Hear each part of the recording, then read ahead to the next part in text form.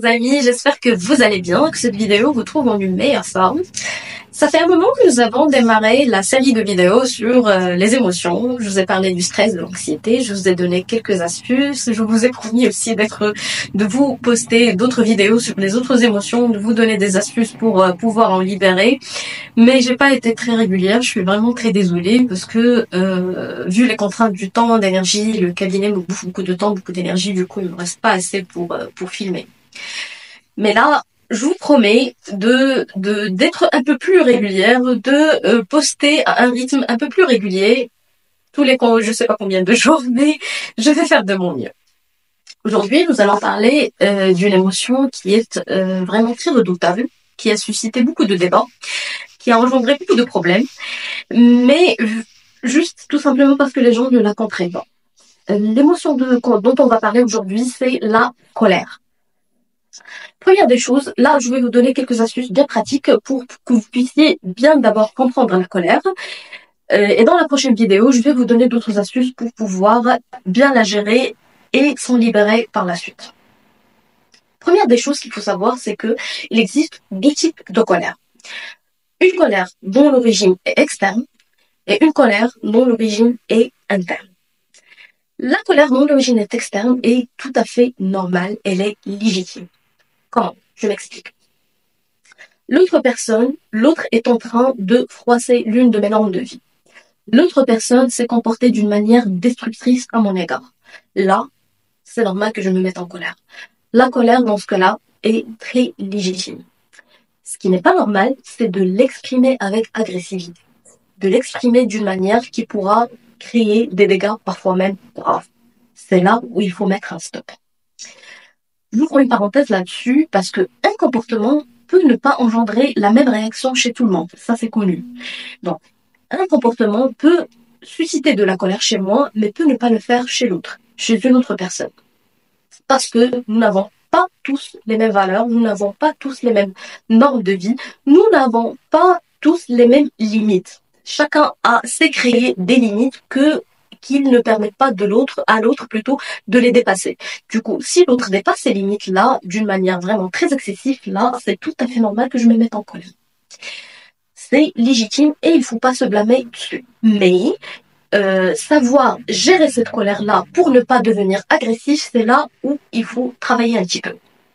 Deuxième type de colère, c'est la colère dont l'origine est interne. C'est-à-dire que je me mets en colère pour tout et rien, pour des futilités, pour du n'importe quoi. Et là, l'origine de la colère n'est pas externe, c'est interne. Ça veut dire qu'il y a une blessure interne que je suis en train de cacher, de masquer par cette réaction excessive, cette réaction colérique. Et là, il faut s'arrêter avec soi-même, chercher qu'est-ce qui a été touché, quel est le point le plus fragile, le plus sensible chez moi qui a été touché par cette futilité, ce petit comportement qui a fait que je me suis comportée de cette manière ou bien j'ai réagi de cette manière. Là, il faut travailler là-dessus, c'est un travail tout à fait différent. Tout d'abord, essayez de vous placer dans ces deux catégories si vous vous retrouvez dans, bien sûr, cette partie-là. Deuxième chose que je voulais partager avec vous, c'est quelles sont les conséquences de la colère. Et là, je vais me servir d'une citation d'un prêtre catholique qui disait « Quand vous vous mettez en colère, soit que vous allez vous exploser, et là, vous allez créer des dégâts externes, soit que vous allez vous imploser, et là, vous allez créer des dégâts internes. » Voilà. Et c'est cette partie-là qui m'intéresse. Les dégâts externes peuvent être parfois graves, qui peuvent aller jusqu'à des crimes passionnels. Et si on s'amuse à poser des questions aux prisonniers qui ont été pris pour des crimes passionnels, on trouve que l'origine principale, c'était la colère. Voilà. Deuxième, comme je vous ai dit, soit que vous allez vous imploser et là, vous allez créer des dégâts internes. Quels sont les dégâts internes de la colère? Je parle de la colère réprimée, refoulée, restée à l'intérieur, qu'on n'arrive pas à exprimer par peur de blesser, par peur de rentrer en conflit, par une éducation un petit peu mal faite, parce que là, on se dit non, il faut pas l'exprimer, il faut pas, tu deviens agressif, tu dois respecter X, tu dois respecter Y, tu dois pas faire ceci, tu dois pas réagir de cette manière. Et là, on continue à encaisser des émotions à l'intérieur qui peuvent s'imploser. Et là, les dégâts sont parfois même redoutables. Selon les données de la médecine chinoise, la colère est liée au foie, à l'organe du foie. Et une colère encaissée, refoulée, réprimée provoque une stagnation de l'énergie du foie, ce qu'on appelle stagnation du qi du foie. Et quelles sont les conséquences de la stagnation plutôt du qi du foie? Tout d'abord, ça commence par des petites sensations d'oppression, des pointes de côté, des bourdonnements d'oreilles, des maux de tête. Et à la longue, quand ça dure dans le temps, ça peut provoquer des dégâts un peu plus redoutables qui peuvent aller jusqu'au pic hypertensif parce que vous le savez très très bien qu'il y a des pics hypertensifs qui peuvent être engendrés par des émotions. Il s'est mis en colère, il a eu 22 de tension et là il a fait un AVC hémorragique. C'est tout à fait normal. Quel que soit le mécanisme vasculaire et émotionnel pour l'hypertension, les conséquences sont les mêmes. Ça peut bousiller les vaisseaux des organes nobles, que ce soit les yeux, le cœur, les reins, etc. Donc il faut faire très très attention par rapport à ça.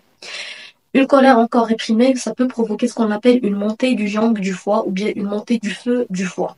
Et là, ça peut donner des céphalées migraineuses, parfois même difficiles à gérer par les antimigraineux les plus forts.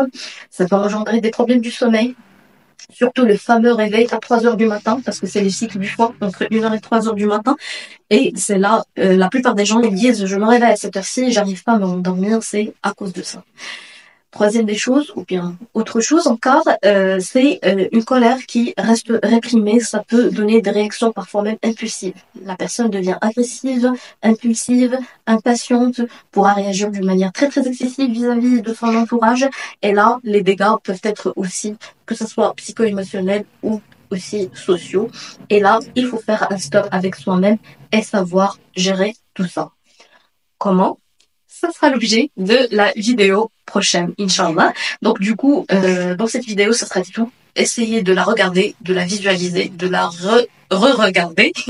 Et si vous connaissez quelqu'un de colérique, vous pouvez partager la vidéo avec lui.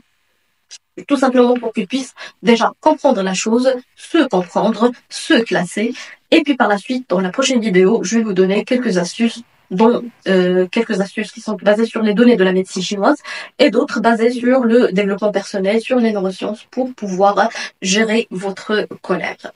J'espère que la vidéo c'était pas trop long et que ça vous a plu.